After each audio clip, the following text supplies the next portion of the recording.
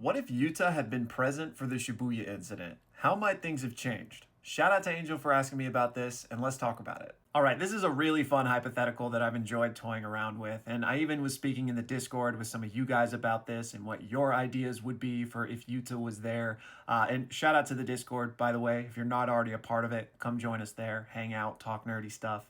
But the point is, there is a million different ways Yuta being in Shibuya could go, depending on who we're going to place him with, which encounter he's going to run into, because Shibuya has so many different pockets of things happening all at once that, even if Yuta's there, he can't be everywhere at once, right? So it really depends on which path we want to put him on. So all that to say is that there's a ton of different ways this could go, but I'm going to hypothetically talk about what I think would realistically happen. Okay, first of all, I think all of the Gojo stuff plays out exactly the same, regardless of if Yuta is there or not. Even if we want to say that Yuta was on high alert and really worried for Gojo because of the fact that he was specifically called for. Like they said, bring Gojo, and the barrier would only let him in, right? So even if Yuta was like, I don't trust this, something's wrong, he's still Gojo, he's gonna go by himself. He fights best alone. And again, the barrier was designed that way, right? So I still think Gojo goes alone down to that basement, which means he ends up getting sealed just like he did. So really from here is where things could go a million different ways, because it's at this point that, Jogo, Mahito, and Choso leave the basement to go look for Yuji, and all of the different groups of sorcerers are investigating around Shibuya. So how does Yuta fit into this, and who is he going to run into? Well, personally, I don't think it makes sense to place Yuta in any one of those sorcerer teams because he's just so strong. So I feel like it would be too lopsided of a power thing. And really, I think they would probably just send Yuta on his own because he is special grade, right? So I feel like him and Rika would be a group in and of themselves, and they could cover more ground that way. So realistically, I think Yuta by himself is wandering around Shibuya just looking for something, trying to figure out what's going on here. And who we want to have him run into is really just a matter of preference. But personally, I think things would go down like this. Up until the moment where Gojo gets sealed, nothing really monumental happens with the other people. It's all like small fry stuff because Kenjaku and the disaster curses are all dealing with Gojo, right? So Yuji is then the one that actually finds out Gojo has been sealed, thanks to Mekamaru, right? It's at this point that he goes up to the roof and screams for Nanami and that Gojo has been sealed. I would assume that Yuta would have heard this scream as well, because pretty much everyone in the vicinity did. And as soon as Yuta hears that, I think he tries to make a beeline for whoever this is to find out more. So that means we would now have Nanami, Megami, Ino, and Yuta all converging onto Yuji's location, at which point he would fill them all in on what Mekamaru had told him about Gojo being sealed and about Geto being back. And Geto being back, in particular, would incense Yuta even further, right? Yuta's main objective is going to be Gojo because he cares about him, but now it would doubly be so, right? Because you would want to figure out just what was going on there. And in this scene, we know that Nanami, as the high-ranking grade 1 sorcerer, was like, there are some things that only I can request. Now, obviously, Yuta is special grade, but I still think Nanami has like more seniority and as the adult would be the one to split off to go try and take care of things, just like he did in the original timeline, where he left Ino in command of Yuji and Megami, with their job being to find a way to take down this barrier so that they could go try and help Gojo. So I think Yuta would now be a part of this squad as well, and he would honestly be the one in charge as special grade. So now we've got these four roaming off to go deal with this barrier, which means that all four of them will now be there for this rooftop battle against Granny, Grandson, and Inverse Mustache Guy. And Yuta being here drastically changes this fight. They destroy these two easily, to the point where I don't think the Granny ever even gets the opportunity to summon Toji, which vastly changes things down the line. So I think they deal with these two, destroy the barrier, and Ino never gets messed up from Toji, which means that Megami doesn't have to take Ino to go get help, which originally left Yuji by himself to go to the train station to try and help Gojo. Now, we still have all four of them going down there together. However, unfortunately, I think that means that Naobito, Maki, and Nanami all get killed by Dagon, because in this timeline, there is no Megami that's going to show up and try to help interfere with his domain expansion and turning off the sure hit.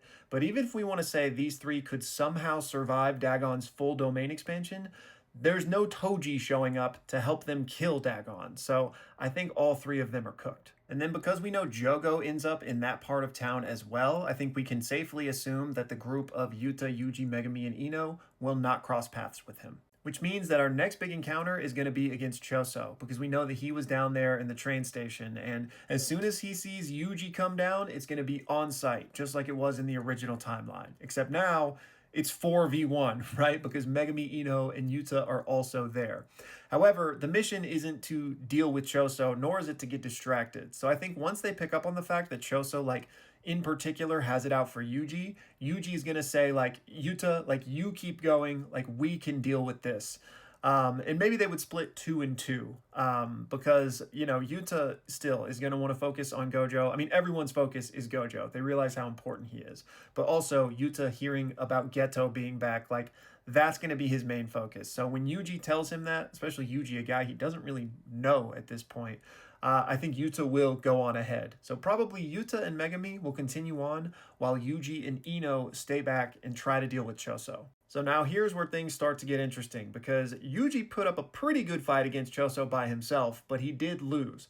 So how much does Ino change this, right? Because Ino might just get taken off the board immediately, because Ino is not as fast or as durable as Yuji. So Choso might just be able to piercing blood him, like, instantly. And if nothing else, the toxicity of Choso's blood is going to put both Ino and Yuji on a ticking clock, right? So even if we want to say that Yuji and Ino win, they're still going to be looking in pretty rough shape afterwards, I think.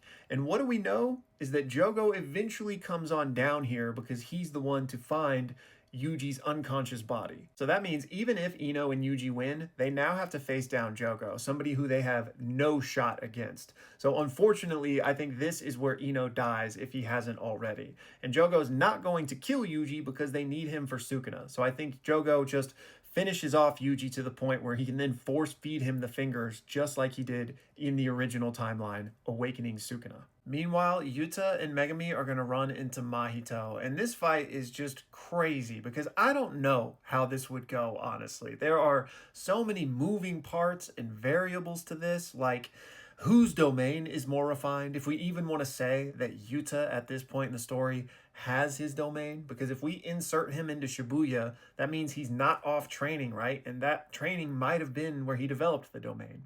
But let's just say he has one, right? I would imagine that Mahito's is likely more refined given his experience in the way he emulated Gojo's 0.2 second domain expansion. But he did that because he hit some black flashes, right? Which he really only did because Yuji was there motivating him. So, like, what all happens in this version of the fight? Is the domain used? And honestly, I think Yuta would be doing his absolute best to hold on to his domain and his 5-minute timer with Rika, knowing that he might have to fight Geto, somebody who has presumably just come back and conquered Gojo to some extent, right? So Yuta probably wants to have that weapon in his back pocket. But even everything else aside, they can't really damage Mahito, right? The only way they're going to have even potentially would be Yuta's RCT. But I don't think that's a reliable way to deal with him because I think he will just idle transfigure to negate that as well. So really their only win con against him is to completely deplete him of cursed energy, which is an incredibly tall order. So I think this fight goes very, very badly for Yuta and Megami, especially a Yuta that's not wanting to activate full Rika, right? So I think ultimately what happens here is Megami realizes what's up. He knows who Mahito is based on what Yuji told him and knows that they don't really have a way to hurt this guy, meaning Mahoraga is going to be their only chance here. And I think Megami probably lies to Yuta because I don't think Yuta is going to know what Mahoraga is or the full nuance of the 10 Shadows. So Megami is going to be like, hey, like, I got this. Do not worry. Like, you keep going. Go free Gojo. I got this. I promise. And he's going to summon Mahoraga. And he's sending Yuta away because he does want Yuta to go help Gojo, but he also doesn't want to kill Yuta because Megami is just sacrificing himself just like he did against Haruta in the original timeline. Meanwhile, Sukuna will have now awakened and taken over Yuji's body, and I think that he will make that same deal with Jogo, meaning the Jogo and Sukuna fight is going to take place just like it did in the original timeline. However, to make things a bit spicier this time around, I think Dagon will have met up with them at this point as well, after Dagon killed Naobito, Nanami, and Maki. So now it will be a 2v1 with Jogo and Dagon versus Sukuna, but he's still going to make really short work of them. And then, just like in the original timeline, Sukuna is going to sense Mahoraga being summoned.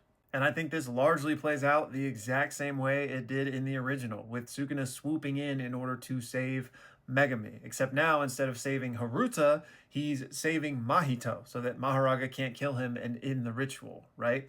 And I do think their fight would have like exploded out of the train station so they could have had the massive destruction out in Shibuya, like in the original timeline. And Sukuna will obviously destroy Mahoraga. And the question here then becomes, does Sukuna kill Mahito the same way he did Haruta?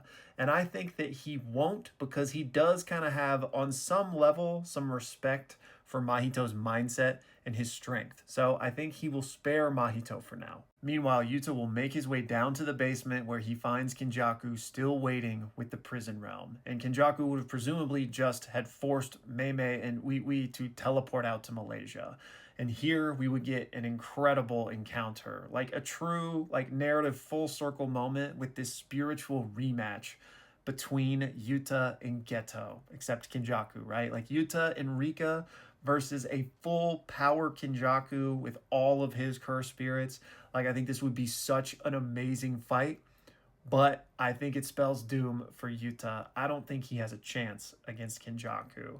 At this point in the story, you know, he doesn't have his culling game experience. He doesn't have his hypothetical training in Africa with Miguel because he's here.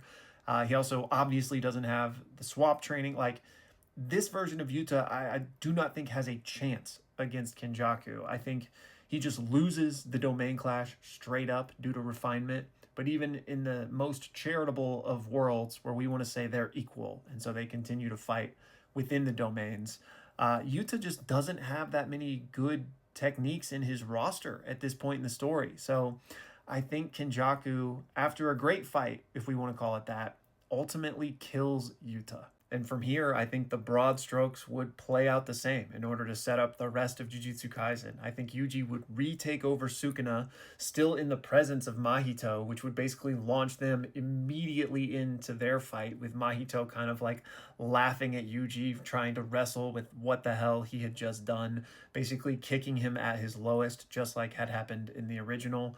Hopefully Toto would still find him wherever they happen to be, and then that fight would play out largely the same, with Mahito then running into Kenjaku, coming off of killing Yuta, absorbing Mahito, and then using him to set off the actual culling games. I'm sitting here laughing because like I didn't intend for this to be so dark. Like, I didn't have this all plotted out before making this video. I was just like developing it in the moment as we went along with the hypothetical.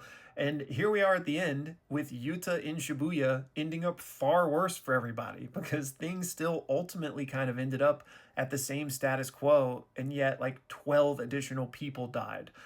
So yeah, I didn't intend to do that, but I feel like with the pieces set up in this way, this could be a likely outcome. But, you know, just one guy's opinion. I'm sure we could cook up a million scenarios where Yuta being there would save everyone. But this was a fun little exercise. Y'all be sure to let me know your thoughts on this what if scenario. But while we're still here today, I've gotten a few other questions about Yuta and Rika, so I want to tackle those really quick.